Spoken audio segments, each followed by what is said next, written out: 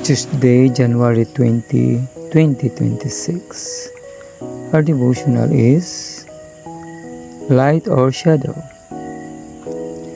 In Isaiah 5 verse 20, Woe unto them that call evil good, and good evil, that put darkness for light, and light for darkness, that put bitter for sweet, and sweet for bitter. God is light, and in Him is no darkness at all. If there were no light, there would be no shade. But while the shade comes by the sun, it is not created by it. It is some obstruction that causes the shadow. So darkness emanates not from God, but is the result of an intruding object between the soul and God.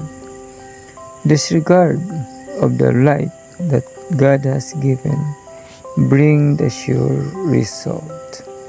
It creates a shadow, a darkness that is more dark because of the light which has been sent. If a man withdraws himself from light and evidence and yields to Satan's seducing arts, he himself draws the curtain of unbelief about him, so that light cannot be distinguished from darkness.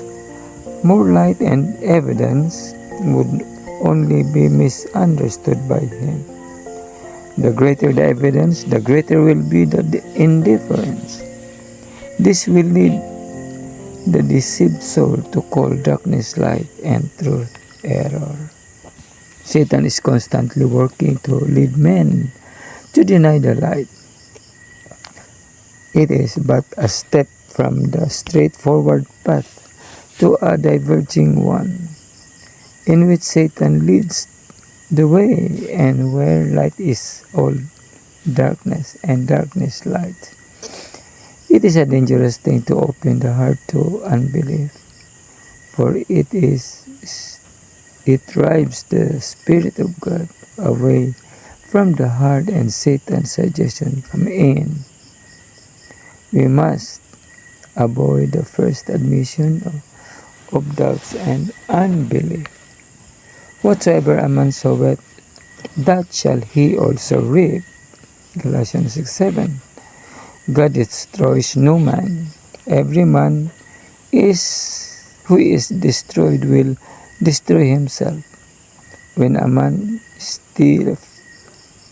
stifles the admonition of conscience, he throws the seed of unbelief, and this produces a sure harvest. They would none of my counsel. They despite all my reproof. Therefore shall they eat the fruit of their own way, and be filled with their own devices. For the turning away of the simple shall slay them, and the prosperity of fools shall destroy.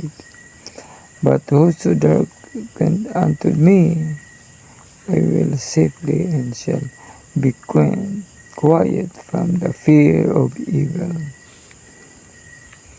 This is taken from the book